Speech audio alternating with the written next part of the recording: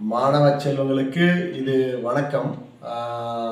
மற்றும் 10ஆம் வகுப்பு படிக்கக்கூடிய மாணவ செல்வங்களுக்கு சில தகவல்கள் இன்னைக்கு நம்ம சொல்ல போகிறோம். நேற்று பார்த்தீங்க அப்படின்னா மேப் ஸ்கில் ஃபுல்லாகவே நம்ம பார்த்தோம். ஸோ மேப்பே இன்னும் சொல்ல வேண்டியது இன்னும் நிறைய விஷயங்கள் இருக்குது. ஸோ நம்ம கண்டினியூட்டியாக மேப்பே பார்த்தா உங்களுக்கு கொஞ்சம் போரிங்காக அமையும். அதனால் இன்னைக்கு நம்ம அந்த காலக்கோடு இருக்குது, டைம் லைன் இருக்குது, அது நம்ம இம்பார்ட்டன்ஸை பற்றி பார்க்கலாம். அதற்கு முன்னாடி பார்த்தீங்க அப்படின்னா ஒரு ஒரு சின்ன ஒரு அட்வைஸ். ஆளும் வளரணும், அறிவும் வளரணும், அதுதாண்டா வளர்ச்சி என்று சும்மாவா சொன்னாங்க. நம்ம இதற்கு முன்னாடி இதற்கு பாடிய டிஎம்எஸ் சௌந்தரராஜன், அடுத்து நம்மளுடைய கவிஞர் அந்த பாடலை எழுதிய பட்டுக்கோட்டை கல்யாண சுந்தரனார், இசையமைத்த ராமநாதன் ஐயா, இவர்களெல்லாம். ஸோ ஆளும் வளரணும், அறிவும் வளரணும், இதுதான் நம்மளுடைய வளர்ச்சி. அப்படிங்கிறப்ப நம்ம என்னது, நம்மளுடைய ஹெல்த்து நல்லா இருக்கணும், அடிஷனலாக நம்மளுடைய படிப்பும் நல்லா இருக்கும். ஹெல்த்து நல்லா இருந்தால் தான் நம்மளுடைய படிப்பு நல்ல முறையில் சிறந்து விளங்கும். ஃபார் எக்ஸாம்பிள் இதில் பார்த்தீங்க அப்படின்னா அச்சீவ்மெண்ட்ஸ் முக்கியமாக வேணும், டார்கெட், ஆம்பிஷன் இதெல்லாம் வேணும். இதெல்லாம் இருந்தால் மட்டும்தான் உன்னுடைய வாழ்க்கையில் நீ கண்டிப்பாக அச்சீவ் பண்ண முடியும். எதுவுமே எந்த ஒரு விஷயமும் எடுத்தோம், ஒரு சாதாரண விஷயமா எடுத்தாலுமே நீ இதை அச்சீவ் பண்ண முடியும். இப்போ ஃபார் எக்ஸாம்பிள் ஒரு எடுத்துக்காட்டு சொல்கிறேன். இது மேட்ச்சில் இருக்கீங்க, நீங்கள் இப்போ கிரிக்கெட் மேட்ச் எடுக்கிறீங்க, நீங்கள் பவுண்டரி அடிக்கணும் அப்படின்னா உன்னுடைய டார்கெட் எங்கே இருக்கணும் அப்படின்னா அந்த ரவுண்டான அடுத்து இருக்கக்கூடிய அந்த பேரிகேட் இருக்கு பார்த்தீங்களா, அங்கே இருக்கணும். அங்கே அந்த டார்கெட் அங்கே இருந்தால் தான் அட்லீஸ்ட்டு அந்த அந்த பவுண்டரி லைனுக்கு போய் சேரும். ஸோ அப்போ என்னது, உங்களுடைய மதிப்பெண்ணாகப்பட்டது நீ ஒரு 95 நீ டார்கெட் பண்ணினா தான் அட்லீஸ்ட் ஒரு 85 உங்களுக்கு 10th கிடைக்கும். இப்போ டார்கெட் என்னவாக இருக்கணும், அதிகமாக இருக்கணும். ஸோ நம்ம எல்லாமே எழுதியாச்சு, எல்லாமே படித்தாச்சு, அந்த மாதிரி ஆம்பிஷன் நீங்கள் போகக்கூடாது. உங்களோட லட்சியம் இது முக்கியமாக இருக்கணும். அடுத்து 5 நம்மளுடைய கையில் பார்த்தீங்கன்னா, ஒரு கையில் பார்த்தீங்கன்னா 5 ஃபிங்கர்ஸ் இருக்குது. எல்லாமே ஒரே மாதிரி இருக்கிறது இல்லை இல்லையா? ஸோ ஒன்று சின்னதாக இருக்குது, ஒன்று பெருசாக இருக்குது, அடுத்து ஒன்று பெருசாக இருக்குது. ஸோ இந்த மாதிரி இருக்கும். அது மாதிரி மாணவர்கள் பார்த்தீங்கன்னா அப்படின்னா எல்லாத்துக்கும் எல்லா திறமைகளும் இருக்குது. பட் அதை சரியான முறையில் வெளியே கொண்டு வரணும். அதுதான் இப்போ சில பேருக்கு பார்த்தீங்கன்னா ட்ராயிங்கில் இம்பார்ட்டன்ட் இருக்கும். அடுத்து சில பேருக்கு பார்த்தீங்கன்னா ஸ்போர்ட்ஸில் முக்கியத்துவமாக இருப்பாங்க. அப்புறம் பார்த்தீங்கன்னா கல்வியில் முக்கியத்துவமாக இருப்பாங்க. அடுத்து பார்த்தா ரன்னிங், ஸ்கேட்டிங்கு, ஸ்விம்மிங்கு, இந்த மாதிரி அதாவது ஸ்போர்ட்ஸ், அதாவது நம்ம முக்கியமான இந்த மாதிரியான அந்த சில இதில் முக்கியத்துவமாக அவங்க செயல்படுவாங்க.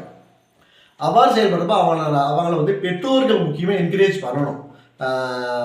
நீ படிக்க மாட்ட, நீ இதுதான் லாய்க்கு. ஸோ இந்த மாதிரி நம்ம போகவே கூடாது எப்போவுமே. ஓகே, அவளுக்கு எதில் அது இம்பார்ட்டன்ட், அவளுக்கு அதில் எதில் முக்கியத்துவமாக இருக்கானோ அதுகளுக்கு பெற்றோர்கள் நீங்கள் அதுக்கு நீங்கள் என்ன பண்ணணும், முக்கியத்துவமாக அமையணும். இது நம்மளுடைய.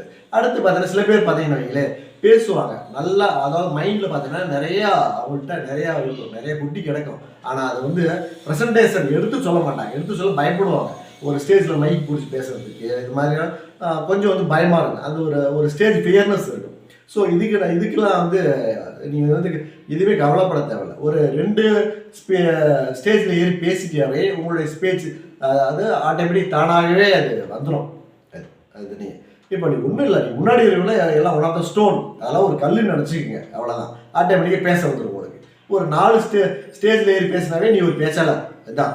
ஸோ அதனால் அனைவருக்குமே எல்லாத்துக்கும் ஒரு ஸ்கில் இருக்குது. அந்த ஸ்கில்லை சரியான முறையில் நீங்கள் பயன்படுத்தி கொள்ளுதல் வேண்டும். அதுதான் இது வருது. ரைட், சரி. ஏன்னா சார் காலக்கோடு சொல்லி இப்படி திருப்பி சொன்னார். இதெல்லாம் ஃபஸ்ட்டு நீங்கள் இதெல்லாம் தெரிஞ்சுக்கிங்க, அப்போ நம்ம காலக்கோடு வரலாம். ரைட், இப்போ காலக்கோடு நம்ம படம் இருக்குது. காலக்கோடில் பார்த்தீங்க அப்படின்னா டைம்லைன் 5 மார்க் இது இருக்குது. ஷியூராகவே 5 மதிப்பெண் நீங்கள் எல்லாமே கட்டாயமாக எல்லாமே எடுத்துடலாம். பேப்பர் ரிவிஷன் பார்த்தீங்கன்னா எல்லாமே 5 எடுத்து தான் இருக்காங்க. ரைட், இதுக்கு உண்டான இந்த ப்ரெசன்டேஷன், அதாவது இப்போ நம்ம ஃபார் எக்ஸாம்பிள் நம்ம திருப்பூருக்கு நம்ம குடிகாத்த குமரனுடைய பிறப்பு இருக்குது அப்படின்னா அதை பற்றி எக்ஸ்பிளனேஷன் ஃபுல்லாகவே நாளைக்கு நான் சொல்கிறேன். நான் இதை இப்போ காலக்கோடு இருக்கவே 1900 1950 வரைக்கும் தான் நமக்கு 10th கேட்கக்கூடியது. இதில் 1903 ஃபஸ்ட்டு நம்மளுக்கு அது இம்பார்ட்டண்டான ஒரு இயர். நான் சொல்லக்கூடிய பார்த்தீங்கன்னா இம்பார்ட்டன்ஸ், முக்கியத்துவத்தை மட்டும் தான் நான் சொல்லுவேன். ஸோ இதில் நீ போட்டாவே போதுமானது. 1903 பார்த்தீங்கன்னா ஒரு அரசியல் சாணக்கியர் சொன்ன யாரும் சொல்லலாம், காமராஜர் இருக்கார், கர்ம வீரர் காமராஜர், கல்வி கண் திறந்தவர். இவர் வந்து பிறந்த வருடம் எப்பொழுது அப்படின்னா 1903. இப்போ இது ஒரு இயர்.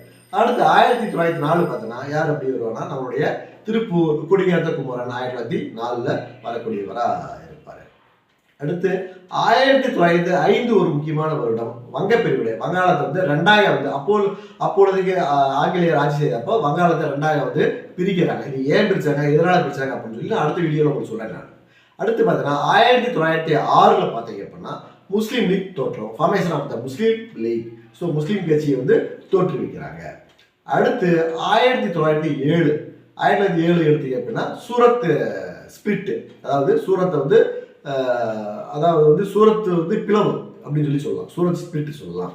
1909 பார்த்தீங்க அப்படின்னா Minto Marley reforms, Minto Marley சீர்திருத்த இயக்கங்கள். அடுத்து 10, 11 முக்கியத்துவம் இல்லை. அடுத்து 1912 அப்படிங்கிற பட்சத்தில் நமக்கு என்ன வரும் அப்படின்னா முதல் பால்கன் போர் வரும். அடுத்து 1914 ஸோ வேர்ல்டு லெவலில் மிகவும் வந்து பிரசித்தி பெற்ற ஒரு முதல் உலக போர் தொடக்கம் 1914. இதில் ஸோ இதை பற்றி ஃபுல் எக்ஸ்பிளனேஷன் நான் வந்து அடுத்த வீடியோவில் வரக்கூடியது நான் போடுறேன். அடுத்து 1916 பார்த்தீங்கன்னா தன்னாட்சி இயக்கம் அப்படின்னு சொல்லக்கூடியது ஒன்று நடந்துருச்சு, ஹோம் ரூல் மூவ்மெண்ட், தன்னாட்சி இயக்கம். அடுத்து 1918 பார்த்தீங்கன்னா முதல் உலகப் போர் வந்து முடியுது. இந்த ஃபர்ஸ்ட் முதல் உலகப் போர் வந்து முடிஞ்ச பின்னாடி வரக்கூடியதான் நம்ம என்ன வருது அப்படின்னா வெர்சைல்ஸ் உடன்படிக்கை ஒன்று வரும், பன்னாட்டு சங்கம் வரும். ஓகேங்களா, ரைட். அப்போ 1918 முடியுது. 1919 பார்த்தீங்க அப்படின்னா ஒரு 2-3 இன்சிடென்ட் வரும். ஒன்று ஜாலியன்வாலாபாக் படுகொலை ஒன்று வரும், பாரிஸ் அமைதி மாநாடு வரும், அடுத்து பார்த்தா ரவுலட் சட்டங்கள் வரும். ஸோ இதெல்லாம் இதில் வரும், ரைட். அடுத்து பார்த்தா 1920 பார்த்தீங்கன்னா ஒத்துழையாமை இயக்கம், இங்கிலீஷில் நான் கோஆபரேஷன் மூவ்மெண்ட் சொல்லி வரும், ரைட். அடுத்து பார்த்தீங்க அப்படின்னா நான் சொல்லக்கூடியது இம்பார்ட்டன்ட் மட்டும் தான், இதுகள் மட்டும் நீங்கள் வந்து படித்தா போதுமானது. அடுத்து 1922 பார்த்தா சௌரி சௌரா நிகழ்வு ஒன்று நடக்குது. அடுத்து 1923 பார்த்தீங்கன்னா சிஆர் தாஸ் அவர் வந்து அந்த சுயராஜ்ய கட்சின்னு சொல்லக்கூடிய ஒரு கட்சி அவர் ஆரம்பிக்கிறாரு.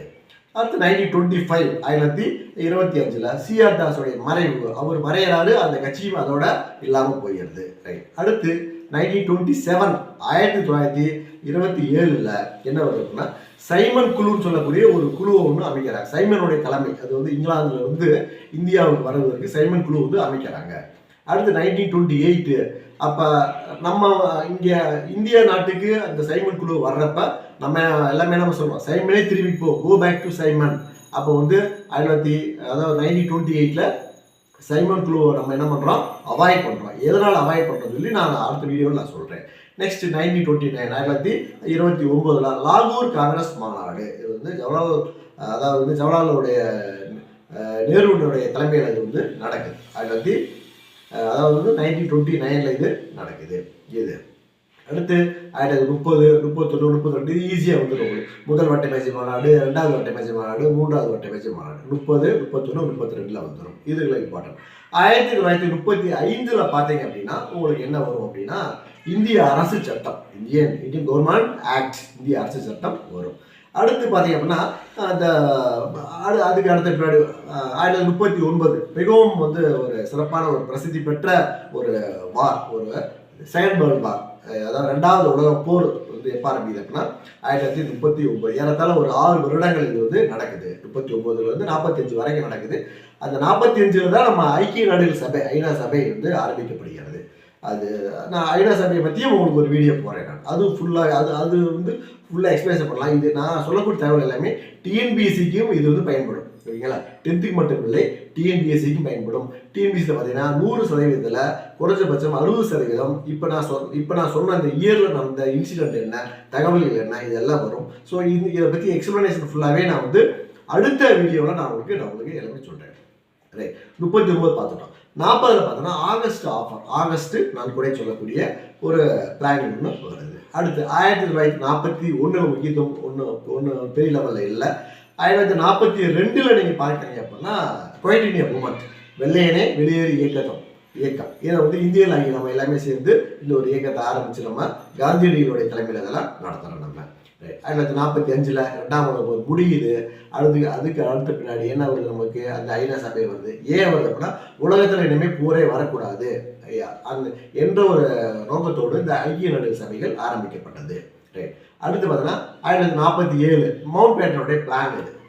அதாவது வந்து ஜூன் 3 மவுண்ட் பேட்டன் பிளான் அவர் வந்து பிளான் பண்ணுறாரு. ஏன்னா இப்போ வந்து இஸ்லாமியர்களுக்கு வந்து தனிநாடு வேணும், இந்தியர்களுக்கு தனிநாடு வேணும்னு சொல்லி கூட ஒரு கோரிக்கை வைக்கிறப்ப அவர் ஒரு பிளான் பண்ணுறாரு. பிளான் பண்ணி தான் வந்து காஷ்மீருக்கு வடக்கே இருக்கக்கூடிய பகுதியை பாகிஸ்தானாகவும், காஷ்மீருக்கு தெற்கே இருக்கக்கூடிய பகுதி இந்தியாவாகவும் அவர் வந்து பிரித்து சுதந்திரம் வழங்குகின்றார். 1947 இந்திய நாட்டிற்கு சுதந்திரம் வழங்கப்படுகிறது. 1950 நம்ம இந்திய நாடு. அதுக்கு அடுத்து 1948 ஒன்று பார்த்தீங்கன்னா நம்மளுடைய காந்தியடிகள் அவர் வந்து நாதுராம் விநாயக் கோட்சே என்ற ஒரு நபரால் அவர் வந்து சுட்டு கொல்லப்படுகிறார். இது ஒரு முக்கியமான ஒரு இன்சிடென்ட்.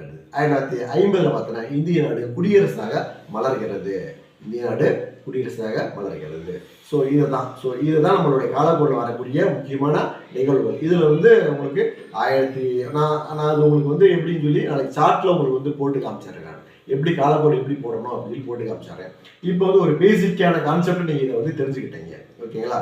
ஸோ அடுத்து வரக்கூடிய வீடியோவில் இது என்னென்ன எப்பப்போ நடந்துச்சு, எதனால் நடந்துச்சு, என்ன காரணத்தினால நடந்துச்சு, இதெல்லாம் நான் வந்து ஒன்று ஒன்று எல்லாமே உங்களுக்கு வந்து தெளிவுபட நான் எல்லாமே சொல்லிடுறேன். ஓகே. ஸோ இந்த வீடியோவை சப்ஸ்கிரைப் பண்ணுங்கள், ஷேர் பண்ணுங்கள், எல்லாத்துக்கும் வந்து சொல்லுங்கள். ஸோ இந்த காலக்கோடை பற்றி சொல்லுங்கள். நம்மளுடைய சேனல் தான் @ஸ்கில் தமிழா 1504 அப்படிங்கிற ஒரு சேனலை வந்து சப்ஸ்கிரைப் பண்ணுங்கள். So thank you so much.